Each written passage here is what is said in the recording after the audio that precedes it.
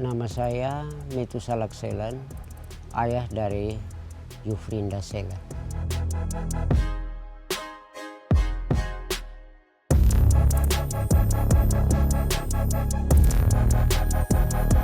Waktu itu perekrutnya anak muda, jadi muda-mudi ini perekrutnya dia modelnya ke pacaran itu, saya permisi ya.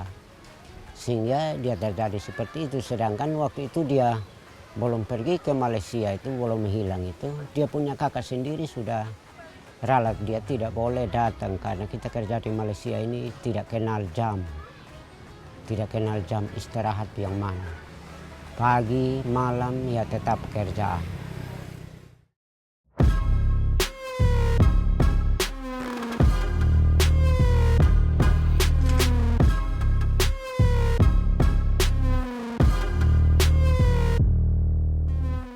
Salah satu yang Indonesia usung untuk dibahas di KTT ini adalah pemberantasan perdagangan manusia, terutama online scams. Ini penting dan sengaja saya usulkan karena korbannya adalah rakyat ASEAN dan sebagian besar adalah WNI kita. Saya tegaskan bahwa kejahatan perdagangan manusia harus diberantas tuntas dari hulunya sampai ke hilir. Saya ulangi, harus diberantas tuntas.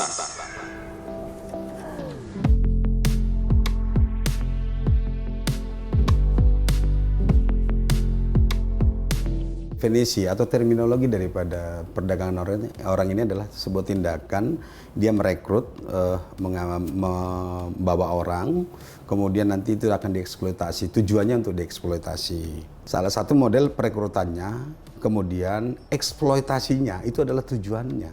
Jadi ada irisan antara TPPO dan perbudakan modern. Hanya saja mungkin kalau dulu mekanismenya secara manual atau konvensional, sekarang sudah gampang, siapa saja bisa mengakses. Contoh mungkin dengan menggunakan media sosial, Facebook, atau mungkin Instagram. Nah, itu model. Dan itu akan berkembang terus. Bahkan mungkin sekarang sistemnya kan sudah berubah, Pak. Sistemnya sekarang itu, perekrut itu sudah ada istilah tukar kepala. Tukar kepala begini maksudnya, saya jelaskan. Andaikan saya jadi korban tadinya, TPPO, saya mau pulang nih. Saya mau pulang ke Indonesia, misal negara Indonesia. Tapi para rekruter tadi itu akan mengatakan, kamu boleh pulang ke Indonesia. Tapi dengan catatan, gajimu akan saya berikan kalau kamu cari pengganti. Ya, namanya kejahatan transnasional, Mbak. Berarti kejahatan lintas negara. Manusianya dari warga negara Indonesia. Tapi dia bekerja di Thailand atau perbatasan Thailand dengan Kamboja atau Myanmar atau Vietnam, misal itu. Nah, warga negara kita, uangnya bisa jadi di mana? Uang yang hasil kejahatan tadi bisa jadi di negara lain. Nah, itulah yang namanya kejahatan lintas negara tadi, Mbak.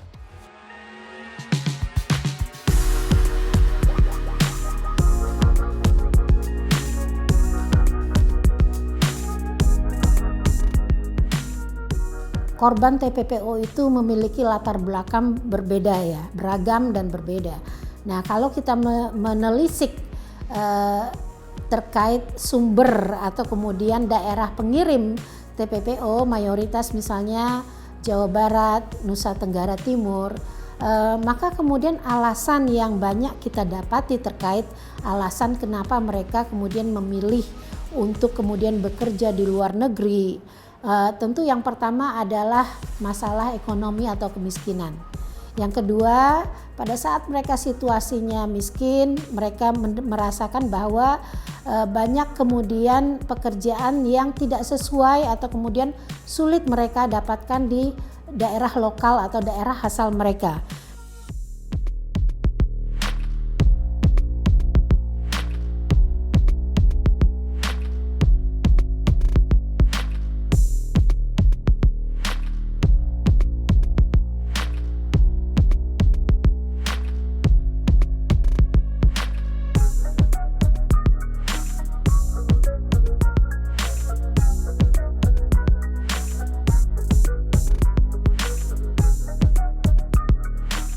di mana dalam catatan kami berdasarkan lapor diri Kementerian Luar Negeri, WNI yang berada di Kamboja pada tahun 2020 itu tercatat sebanyak 2.330 WNI. Itu di 2020. Kurang lebih setelah pandemi mereda itu bahkan di saat pandemi pun influx kedatangan WNI ke Kamboja cukup signifikan, di mana tercatat sampai per September 2023 jumlahnya sudah melesat menjadi 15.657 orang. Jadi bisa dibayangkan pertumbuhannya kurang lebih hampir 7 kali lipat dalam 3 tahun terakhir. Itu kondisi secara umum yang dihadapi ataupun yang kami alami di KBRI Phnom Penh. Mayoritas adalah kasus-kasus yang berkaitan dengan dipekerjakan dalam perusahaan online scamming. Jadi di mana di masing-masing kasus ya masing-masing kasus berbeda-beda, tapi overall mayoritas adalah para WNI yang diiming-imingi gaji dolar besar di kisaran $1.000, paling minim tuh biasanya $700, dan diiming-imingi bekerja sebagai telemarketing ataupun customer service. Yang pasti sudah jelas ada perintah pemberantasan. Jadi siapapun persamaan di muka hukum itu harus sama, equal. Jadi siapapun pelakunya harus ditindak.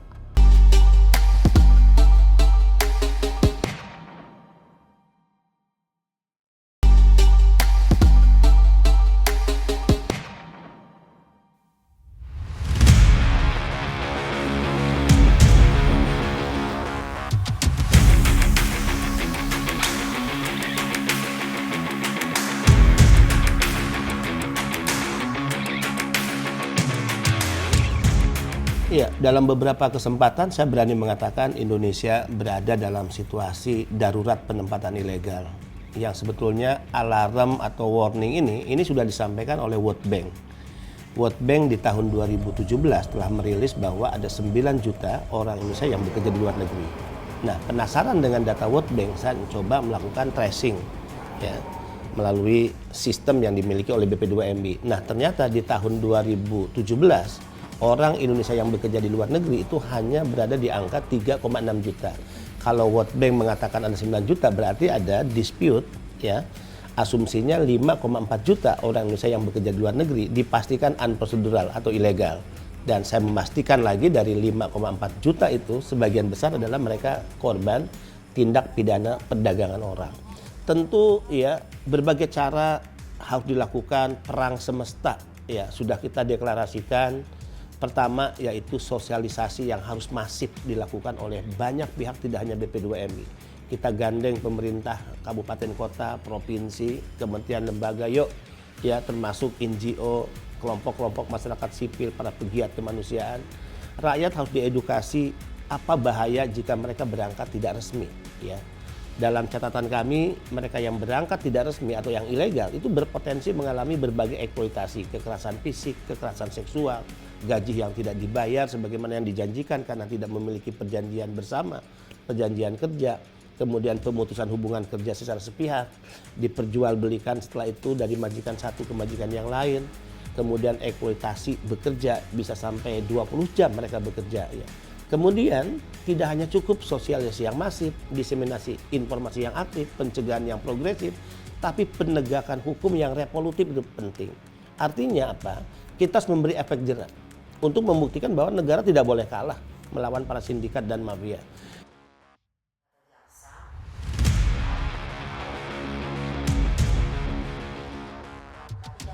Berperan dalam tindak pidana perdagangan orang ini dikarenakan Sumatera Utara ini sebagai tempat asal dan tempat transit maupun tempat tujuan untuk terjadinya tindak pidana perdagangan orang.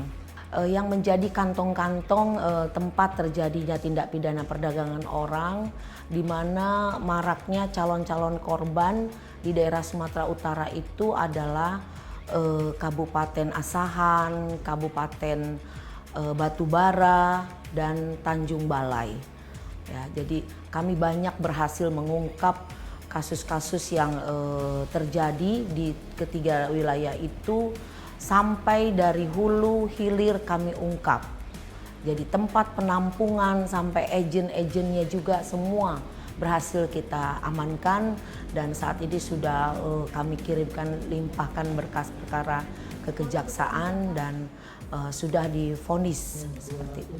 Langkah penindakan untuk menggagalkan tindak pidana perdagangan orang yang telah dilakukan oleh Polda Sumatera Utara ini tidak terlepas dari peran masyarakat sendiri.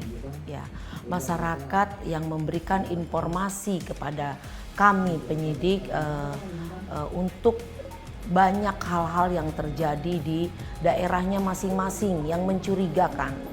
Seperti adanya penampungan-penampungan ya, yang berkumpulnya orang dalam kurun waktu yang agak lama seperti itu, diinformasikan kepada Babin Kamtibmas, dan Babin Kamtibmas melaporkan kepada penyidik, sehingga akhirnya kami turun untuk mengamankan lokasi-lokasi yang diduga ada penampungan-penampungan ini.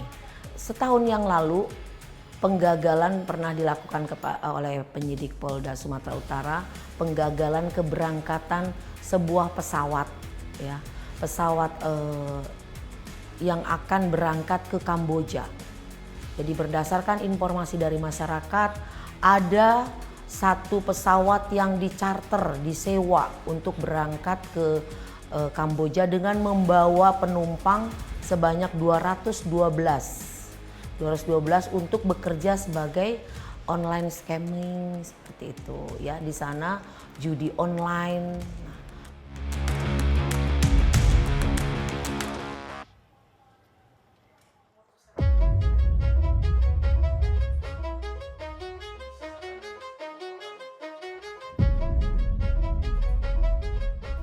Tadinya kita carinya di Facebook, terus dapat iklan di Facebook, kita chat pribadi dengan seorang yang memiliki akun. Nah, terus dia respon kita diproses melalui WA lagi. Habis itu mereka berangkatkan kita melalui jalur darat naik bus. Nah, terus dia telepon perwakilan dia dari Medan untuk proses kita antar ke loket. Kalau di iklan di Facebook itu mereka bilang kerjanya sebagai telemarketing judi online, dan kita diiming-imingi gaji sebesar 8 juta rupiah. Itu beda dengan uang makan. Uang makan kita bisa dapat 4 juta rupiah dalam sebulan. Terus kita diiming-imingi juga bonus kalau kita tembus targetnya mencari member. Dan itu untuk kerja di mana? Itu kita kerjanya di Kamboja, di Poipet.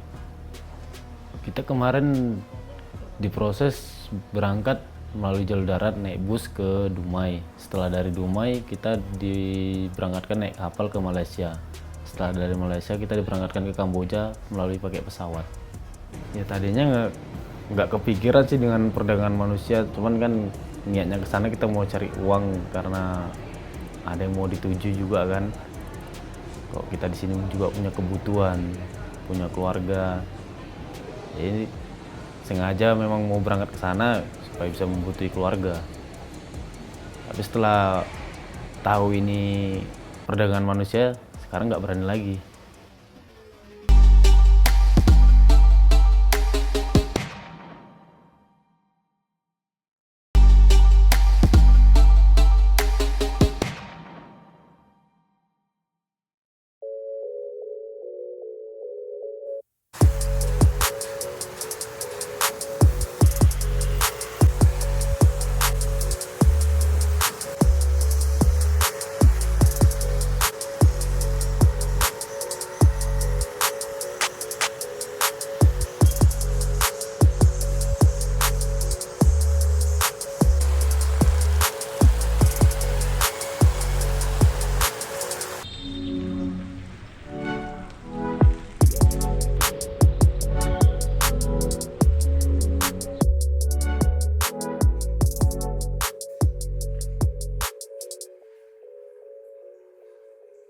Tetapi yang kita lihat, yang mereka yang bekerja ini dari klasifikasi jenis pekerjaan itu memang menunjukkan bahwa yang didapatkan sebagai jerih dari yang bekerja itu tidak begitu banyak. Apalagi lapangan pekerjaan di Nusa Tenggara Timur memang tidak banyak bervariasi. NTT kan bukan daerah industri, Mbak. Ya.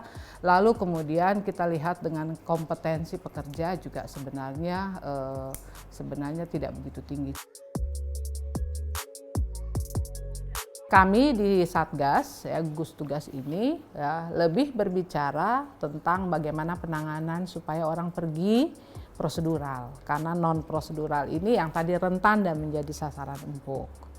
Kalau kita bicara tentang bagaimana kerentanan mereka, lalu kemudian peluangnya menjadi TPPO, ya, dan dalam kaitan dengan darurat tadi itu, Mbak, memang saya bisa bilang atau saya bisa tarik garis lurus, ya, peluang lebih besar kerentanan, tadi kita pakai bahasa kerentanan, adalah mereka yang bergerak dari non prosedural, ya, selalu punya peluang yang lebih tinggi. Karena apa? Aspek perlindungan satu, dan yang kedua aspek perlindungan itu rentan karena mereka tidak mendapatkan penjelasan dengan baik, ya, ketika di sana tuh kerja di mana, mau ngapain, belajar. Kami juga bekerja sama dengan aparat penegak hukum, ya, untuk melakukan pencegahan di pintu keluar, ya. Jadi pencegahan di pintu keluar NTT, lalu kemudian memastikan bahwa kalau pintu keluar NTT ini ada pelabuhan laut, lalu ada pelabuhan udara. Dan hampir semua kabupaten juga punya seperti itu, ya. Tadi saya bilang ada 14 bandara gitu, ya.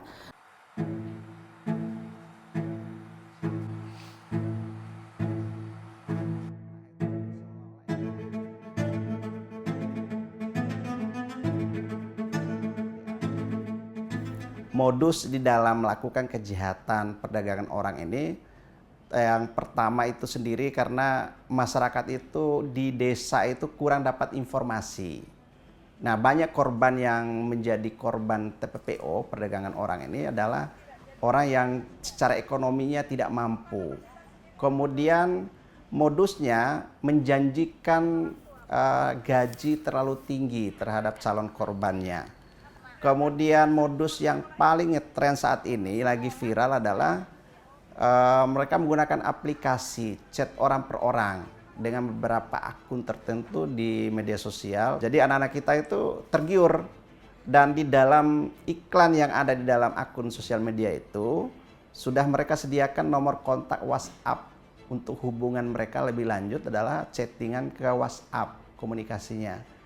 Nah, setelah mereka kumpulir ke salah satu akun media tadi itu, mereka akan kirim tiket, meminta kepada calon korbannya untuk mengirim fotokopi KTP dulu, supaya untuk memudahkan mereka dalam proses tiketing.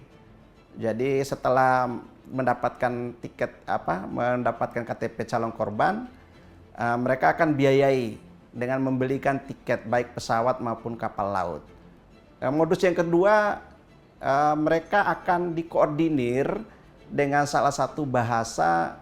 Kalau diberangkatkan sudah ditiketin lewat kapal laut maupun lewat pesawat terbang, ada modus yang mereka gunakan kalimatnya untuk menghadiri satu undangan, baik undangan pesta, undangan wisuda maupun pendaftaran kuliah.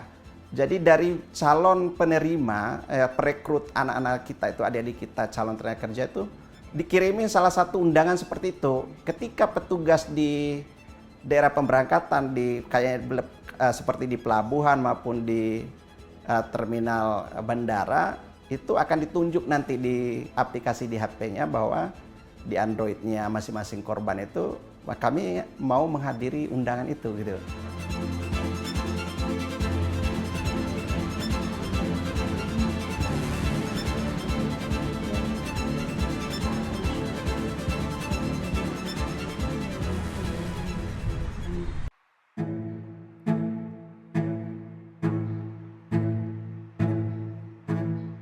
Pengalaman saya sebagai pendeta dan juga mendampingi korban di desa-desa, mafia perdagangan orang itu mereka bekerja berjaringan, yang mereka hadir di komunitas-komunitas desa yang tidak punya informasi lain.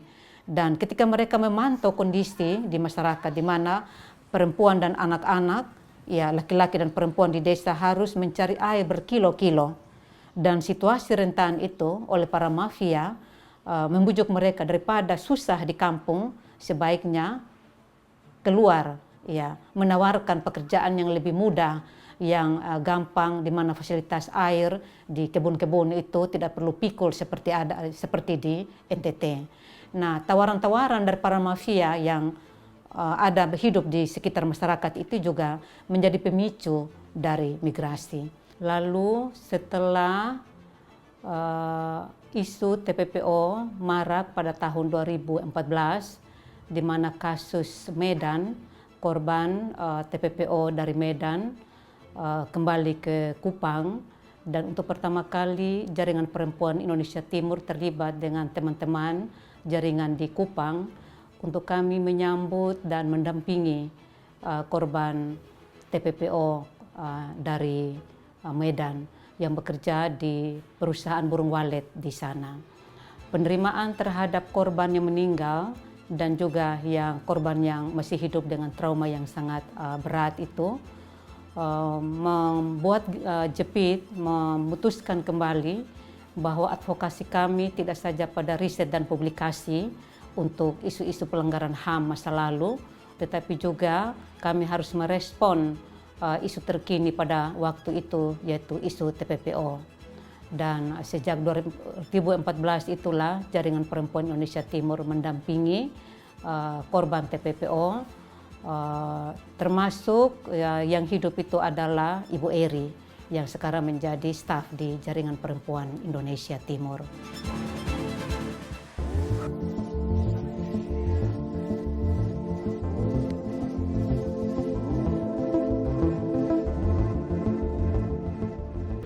Nama saya Erdina Nun. Saya asal Rote, tapi saya tinggalnya di Kupang.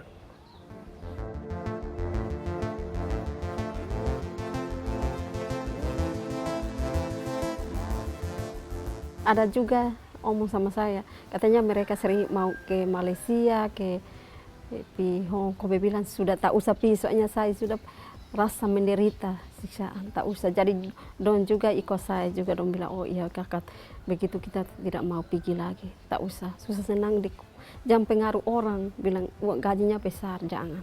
Itu nanti diomong kosong, sampai sana sudah ada gaji, karena saya ini surasa, saya hampir mati. Jadi don bilang oh iya kak kita ikut, kita tidak mau. Jadi dong ikut juga banyak yang teman-teman mau merantau, saya omong kasih mereka, don tanya di beta, saya bilang tak usah. Soalnya saya sudah merasa hampir mati, disiksa, tidak dapat gaji. Itu saya sering nasihat mereka begitu.